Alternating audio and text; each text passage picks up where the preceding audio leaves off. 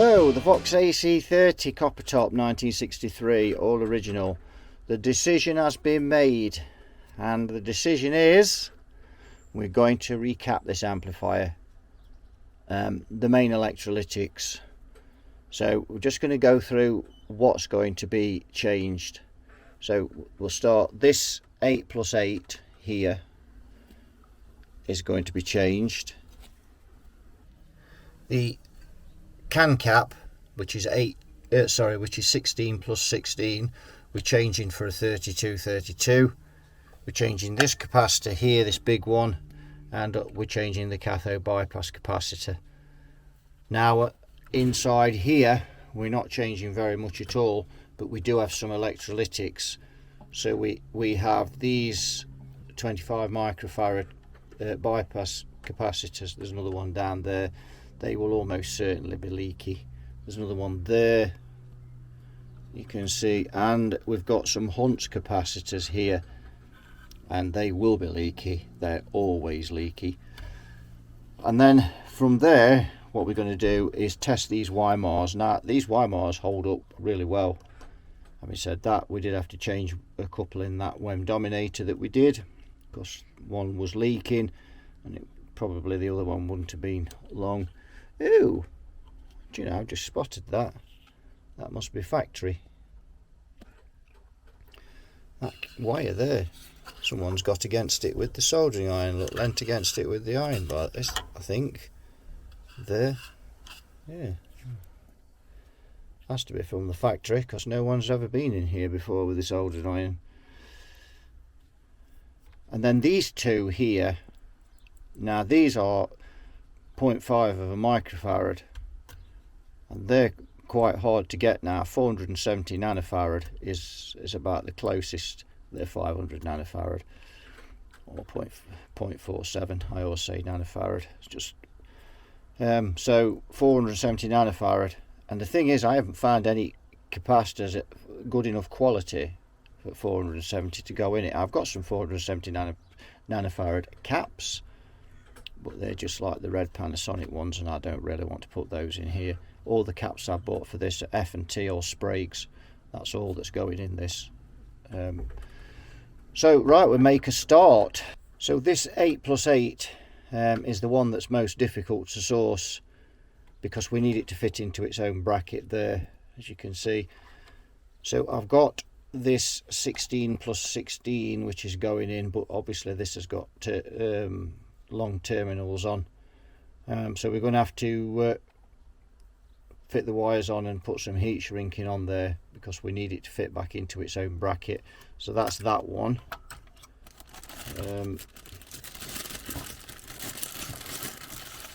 So there's the F&T 3232 that we've got, and then we've got these, let me rustle in the bag, and we've got these Sprague's that are going to be going in place of the coupling caps. And I've actually bought a Sozo, which is this one here, and that is 22 nanofarad,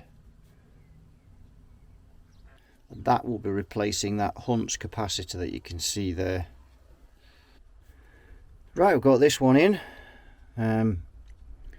So join the ground at the bottom. We've cut these down at the bottom. You can barely tell really they had those long stems on, and we've just J-hooked them together and soldered those up. Let's just have a look what else we've done.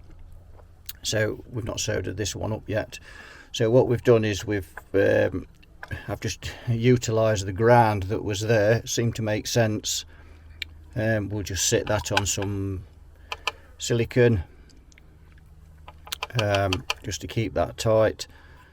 And I've been round, obviously that was a brand new terminal, it was well oxidized, so we've been around that with a file just to get that nice and clean for when we solder it. We've not changed that one yet, so don't worry about that. So the cathode bypass capacitor's in place, soldered in there, and we just need to hook that over and just solder it again, make sure it's tight. Now here is where these 3 ground points go to for the main cap and the cathode bypass cap and the resistor. There's always been some strange grounding on Vox AC30s, but I'm not modifying the grounding on this. I'm doing as little as I need to do on it. So what I've done is I've taken everything out, rather than just clip it off and then just wrap the capacitor around there. I've taken everything out and I've cleaned the I've got a file and cleaned it all up and everything, got all the solder off it, and then we've put them through and J-hooked them in again fresh, and that just needs soldering as well. It's a much better way of doing it. And that is those done, and the only one left to do on the main ones now is the big one, which we should be putting in, and then we're on to the ones on the board here. Right, we've got all the caps that we've bought into this Vox AC30. They're all fitted. So we've got the 1616 there, which originally was 8+8. We've got the cathode bypass capacitor there, 250 microfarad. We've got the 32+32, which was originally 16+16, and here we've got 30 microfarad at 500 volts. Whoa, what else? So we've changed. We've got these Spragues there, cathode bypass capacitors. There's 3 of those, one there, and can't quite see the other one. Oh, it's down there in the bottom corner there. And then we've used this Sozo to change that Hunt's capacitor, which actually just dropped a bit, so that was on its way out anyway. Now there's a bit of an issue down here with this rotary switch, and what's happened is at some point it's come loose and it's been turned and it's snapped off the resistors. So we've just got to get the schematic and put that back together, but we're not too worried about that for the minute. Just on input stage, so it's no big deal. So I want to power this amp up. The only 2 I've not changed are these 2.5s here, so I've got to check those with the meter when it's running, but the mainstay of it now is done. So I'm going to get it set up on the Variac and we'll see what happens. Right, we're all set up. You can see the meters at the back there. We're ready to start putting a bit of juice into this amplifier. First I'll just make sure this switch is on, and it is. So let's go. So it'll be a while before we see some voltage because of the rectifier tube.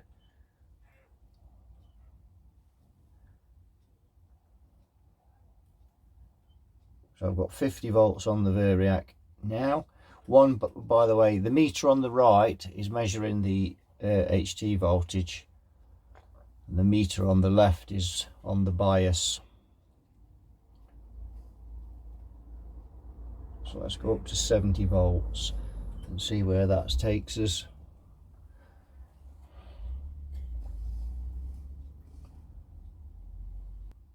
So I'm going to put 100 volts on the Variac now, and we should hopefully begin to see something, and we do. You can just see the meter on the right now is beginning to go up slowly, but so we'll let that rise now, and there we go.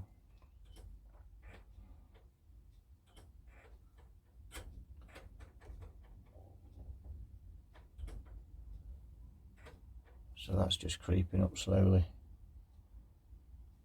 and that rectifier tube is now beginning to conduct, and we can see a little something beginning to happen on the bias meter on the left. So we've got 100 and I'm still going fast now. It's going up 130, coming up to 150, and you can see the meter on the left's beginning to go up slowly now.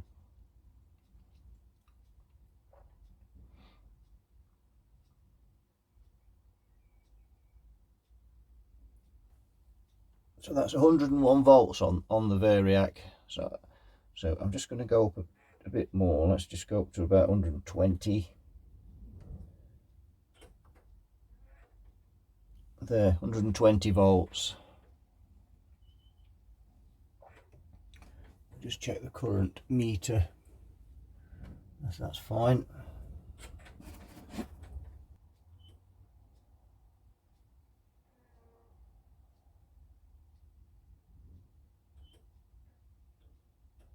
So we've got 163 volts now. Just going to go up a bit more because we're bringing these caps up slowly. 140 volts. And you can see now the bias voltage is starting to, we've now got to 0.5 of a volt and climbing. And we've got sound. There's a bit of crackling.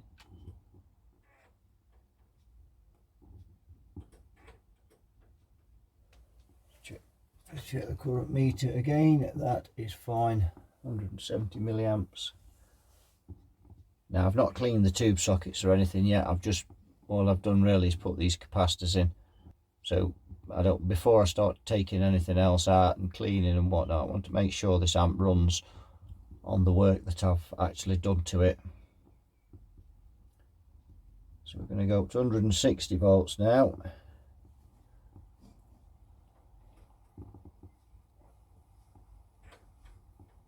And we have sound.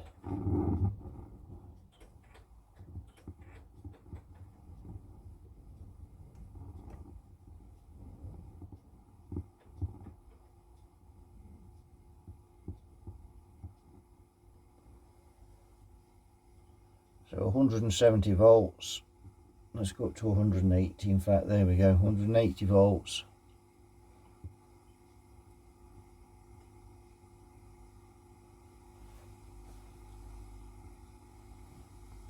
We have 289 milliamps now.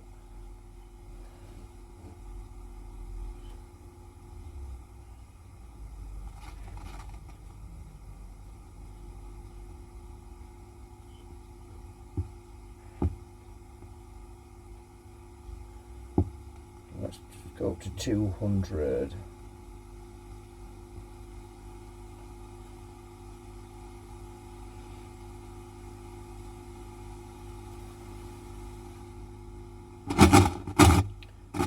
He requires a bit of gumption in him, but that's no big deal.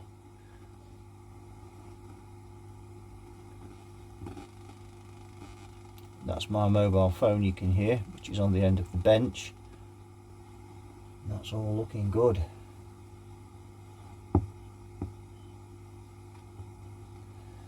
So let's go on up to about 235 now.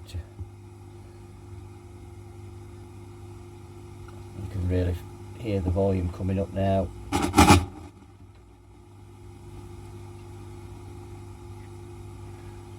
Now that says 226, but that's not the highest node. I just clipped it on there, and we're going to check node 1.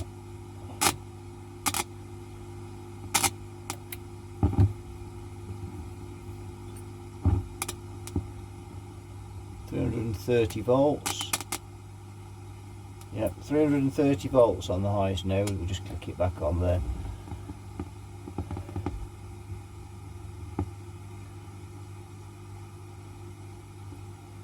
So there we go. It runs. It runs. So there's a few issues that need sorting out. You can hear it's grumbling and away and things, but the pots need cleaning and so on. But basically it runs. So with that now, I'm going to power it down and just clean these pots. Right, clean all the pots and the jack sockets. I've not got the bias meter on now. I'm bringing it back up.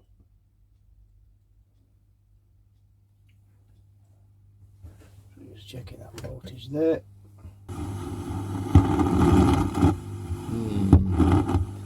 So have we got some DC leaking onto that pot there, I wonder?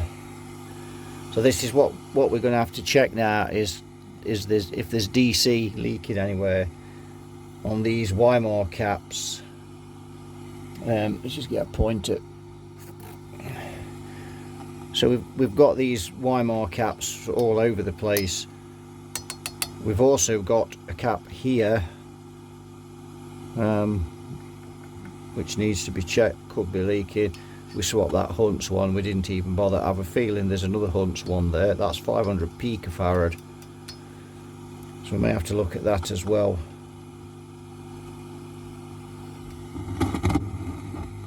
So the amp is running, it's also quite hot, those tubes are. That doesn't bode well, does it? Let's have a bit of a look. We'll just turn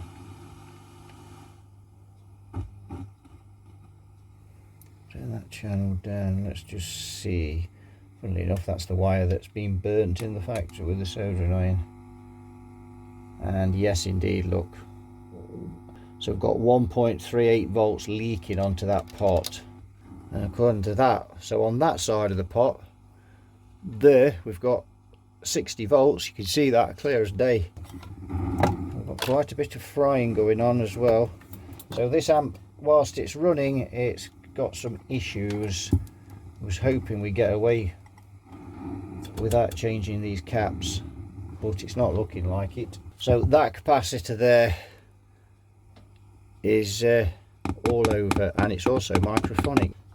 I think what I'm going to do, I'm going to switch off because there's so much voltage leaking onto that other grid of that valve, and I think that's where we're getting some of these problems, noise and problems. So I'm going to switch off because we're going to destroy that Mullard tube if we leave that for much longer. So I think what I'm going to do, I'm going to test a few resistors now, go through and just check a few resistors and just see. And what we're trying to do is build up a picture of this, you know, what state this amplifier's in. Checked all the resistors. So a summary of that, we've got a we've got a 270k there, that's a good 50k over. So that one's could be a problem. A 220k on here that's funny. We've got one or two that are a bit over. I'm tempted to leave them. I'm a bit worried about 270k. That is quite high.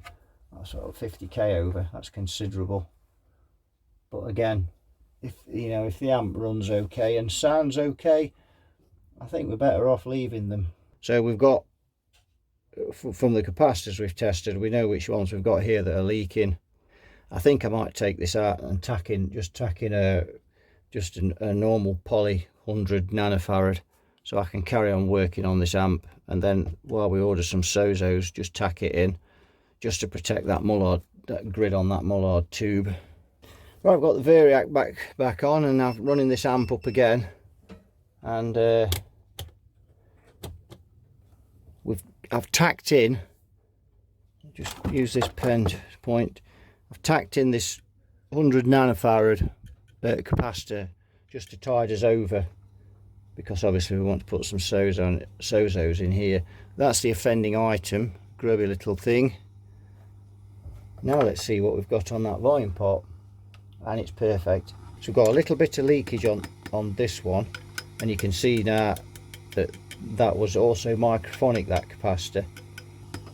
So I've got a slightly microphonic tube, I think, as well, but again, you do get that. I have got this thing turned up full now, so if I turn it down, yeah, one of them is a little bit, but I think we can live with that. Certainly live with that now. That's just not loads better. Now we've got rid of him, we don't want him, but we will put him in the goodies bag. Put him over there.